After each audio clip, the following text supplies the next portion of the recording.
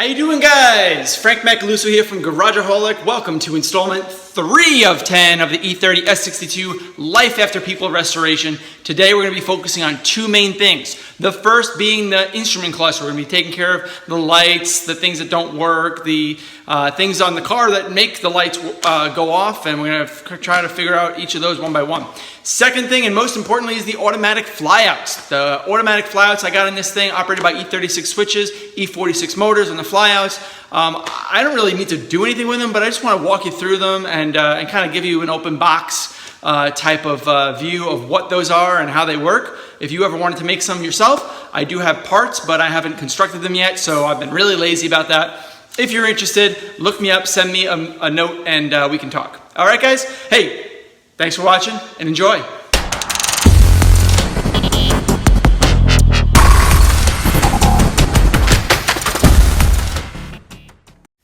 All right, so as far as the cluster goes, there's a couple things we need to do. We need to update the gauge to match the actual tank on the 325i. This is a 325i fuel tank, not an M3. So this gauge is actually fitted to a 55-liter fuel tank for an M3, but we have a 62-liter fuel tank, so it actually is a different size. So the way that it registers full to empty is actually not accurate. So we're gonna fix that and update it. We wanna update some lights. We wanna get all the lights working. I think that one of the lights here actually doesn't work. You can see the tachometer light doesn't work. And I think that's it. There's actually a couple of other things I want to do. Oh, the fog light doesn't work anymore, so we got to change the bulb in that. We're going to do an oil change, so we're going to reset the inspection lights. And then finally, the brake lining light is on, so we need to figure out why that's on.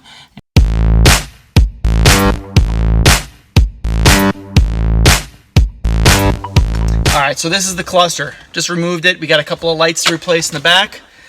We do have our oil temperature signal ground and positive, so that's actually kind of cool. It actually really works. I just need to make sure that it still works and that the pressure sensor and the temperature sensor doesn't need to be replaced. Just lights, and I also want to polish this guy again, so we'll polish this up as well.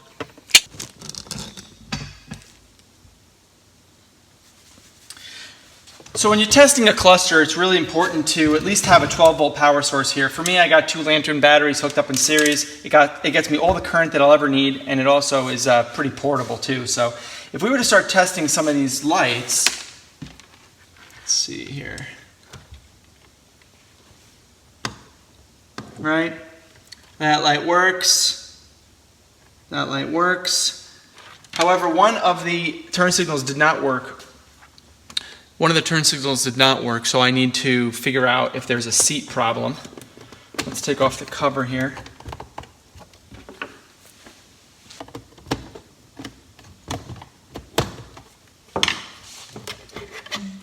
So we'll polish this guy back up.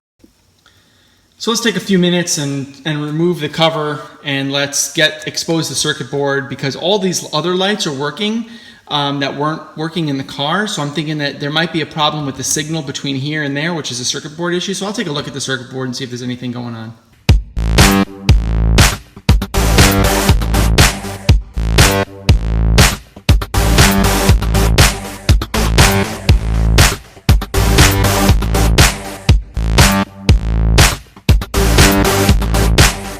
What we want to do with the gas gauge is I want this gauge to be installed here, but I want the red needle to be installed here. That's because the fuel tank on the M3 is smaller than the fuel tank in the regular E30 325i. So that's why I want this, because I don't know if it's something to do with the coils inside of the inductor. It's a different number of windings or something. Regardless, I want this needle to be in this exact position on this guy, and then just flop it in. This one looks like it's just at the tip of the light.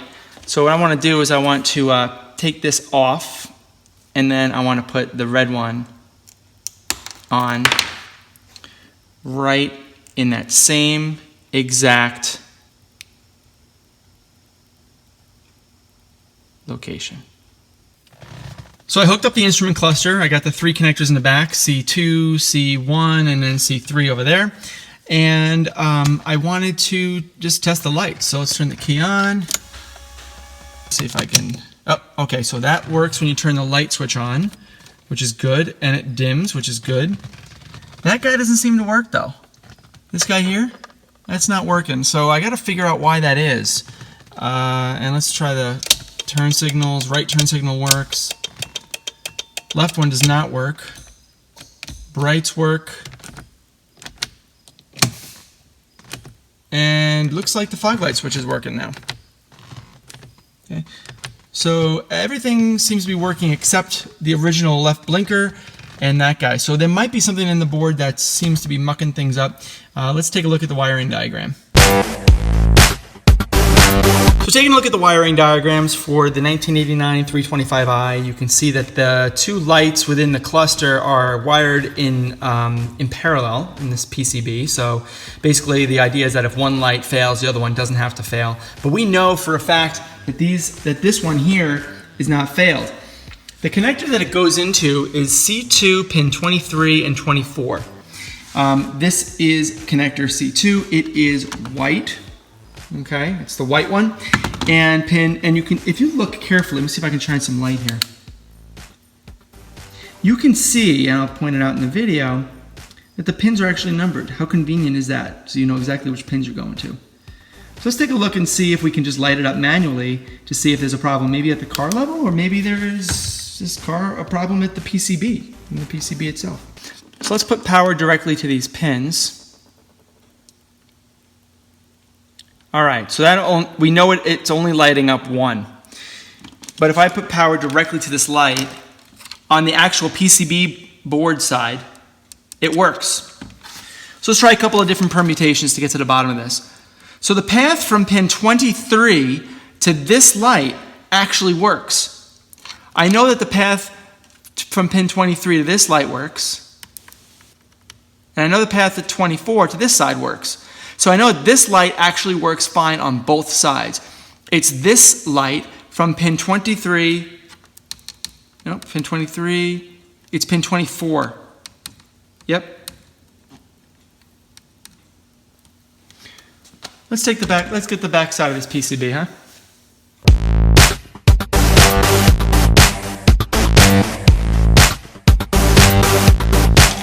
So taking a closer look at the PCB, all the pins, everything looks good. Everything looks good. There's nothing here that looks burnt or obstructed in any way. Let's take a look and try to understand why I'm not getting continuity from pin 24 on C2 through a couple of jumpers and ultimately to this guy right here. This guy right here, the bottom guy. All right, so let's do this. So let's hold it on pin 24 and let's take a look. Good, good. Now let's start piercing a little bit. Good.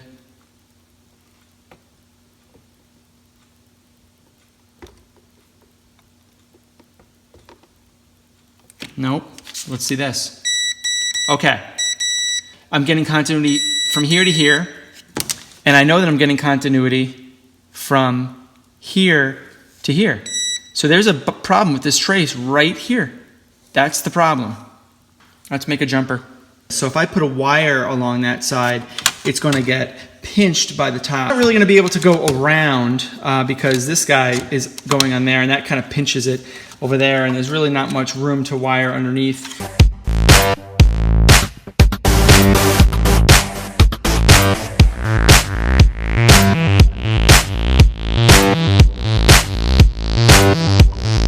We had a problem with pin 24 going to this lower one.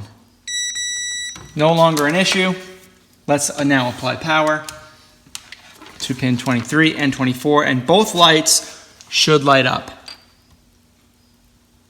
And they do. Let's try it on the car. Looks like we got both of the lights on, huh? Look at that one. See that one dimming? That one's working, dimming. On the car level, it's working now. Right blinker, left blinker.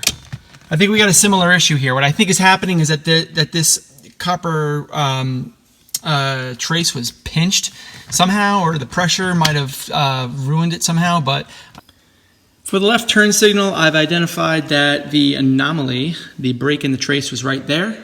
And let's take a look and see how it looks in the car. And check light works. Still works. Good. Good. Good. Yes! Haha! All right, all the lights work now.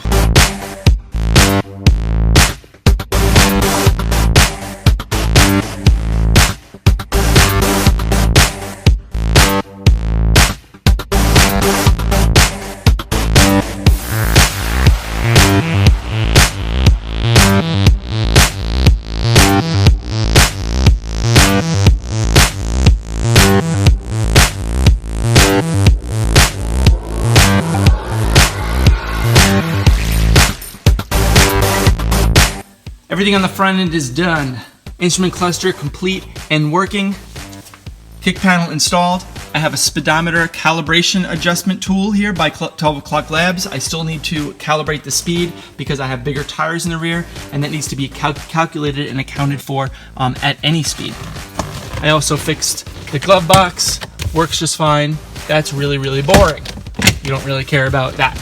Alright guys, in the next video we're going to take a look at these two switches here. These two switches will be condensed down into only one switch because that will ultimately operate the E46 automatic flyout windows, which a lot of people have been talking about on this car, and I wanted to just kind of show you how they all work. We're going to take the rear seat out, we're going to explore the mechanism, how it affixes to the window, and we're just going to kind of like rebuild and re-understand this system for the E30 as it pertains.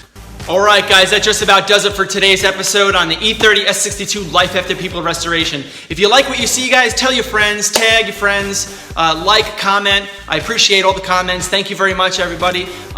Stay tuned for the next video. We got some really good stuff coming up on the custom E30 E46 automatic flyouts, and we're going to learn a little bit about that and how that system works. Guys, take it easy and stay tuned for the next episode. Later!